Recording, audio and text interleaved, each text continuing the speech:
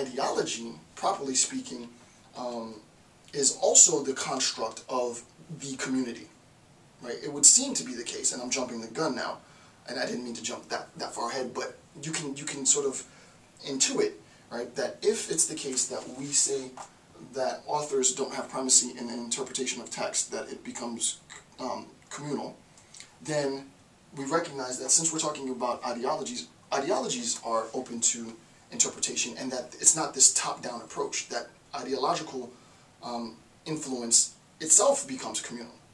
Now, this is hugely problematic for a number of reasons, but you're not going to be able to understand the problematic of post-structuralist ideological critique unless you understand quote-unquote Marxist. It's not properly speaking Marxist, but Marxist conception of false consciousness. So we need to discuss false consciousness.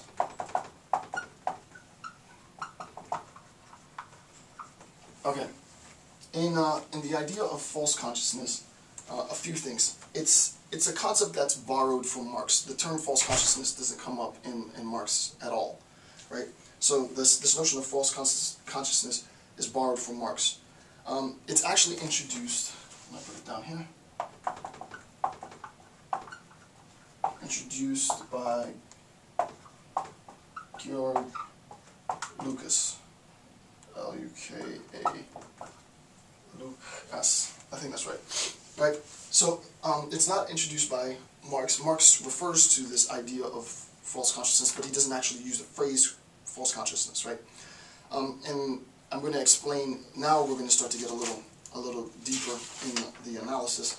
I'm going to explain this notion of false consciousness. So, the structure of oppression as hegemonic power is maximized if the oppressed are unaware of their oppression. Okay? So now let's look at what we have, right? If we're talking about hegemonic power, which we've been talking about throughout, right? The point of hegemonic power is to obviously increase influence, increase power, decrease resistance,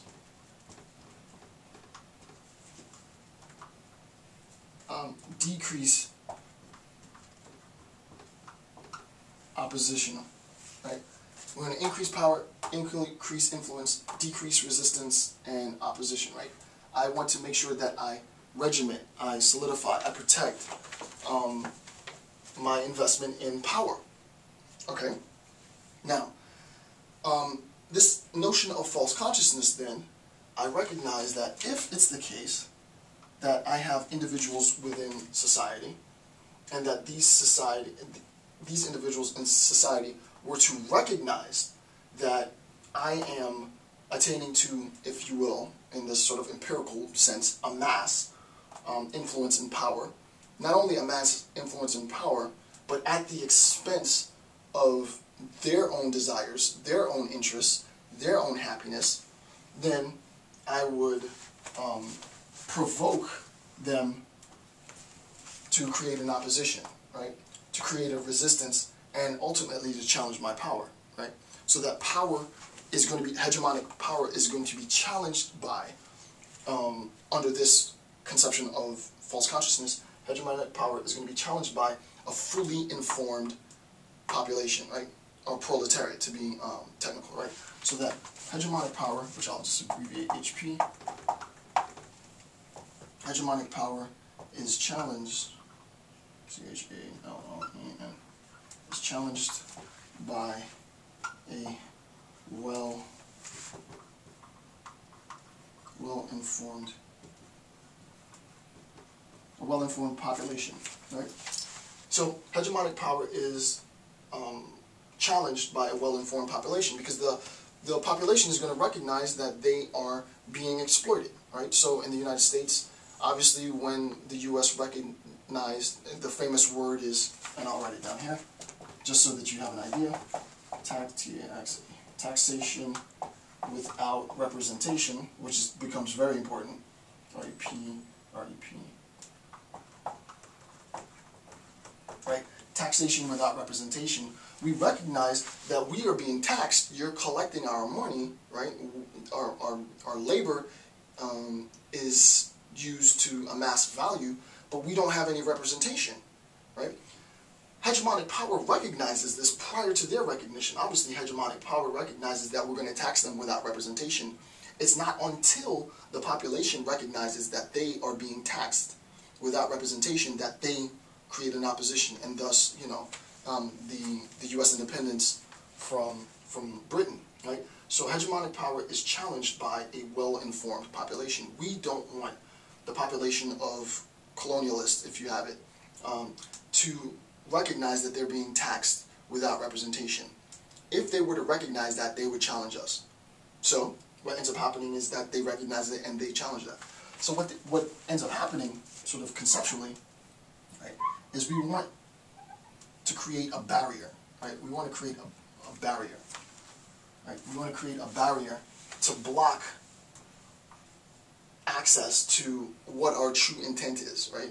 As hegemonic power, we have a to-do list, right? And it's to amass more power. But we don't want the proletariat, we don't want the population at large to know what it is that we're up to. So what we do is first we block them from having access to our intentions. And what we do is we delude them. We create a system, right? We create a system of delusion. And I'll talk about this in a second, right? We create a system of delusion, and rather than identifying this as such, we want the population to believe that this is the true structure of hegemonic power. And obviously this system is non-threatening. Right? The system is a completely non-threatening system.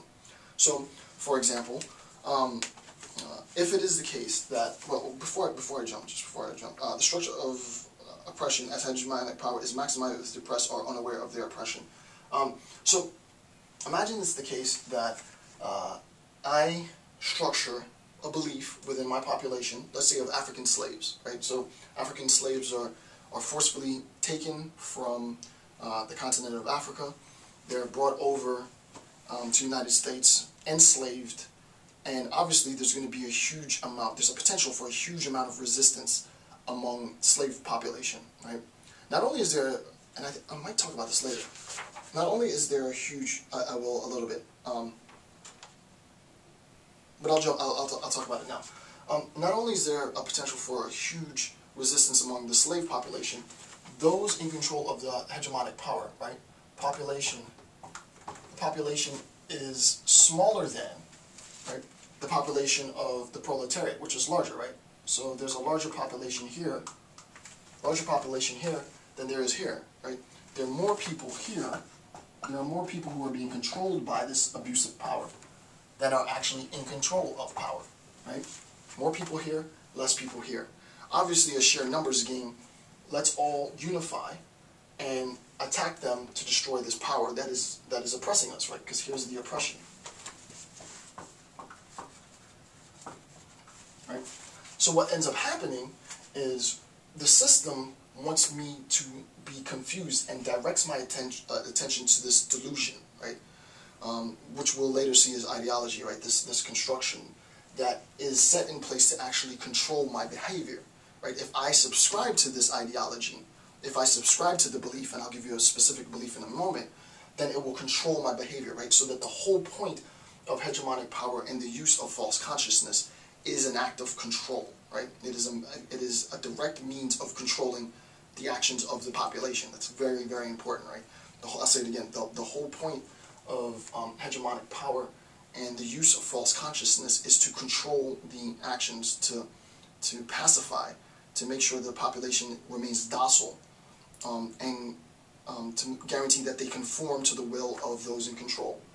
So, for example, I create a system, a delusionary system, in which I tell the slaves, listen, psychologists have recognized that there's a disorder if you choose to free yourself, right?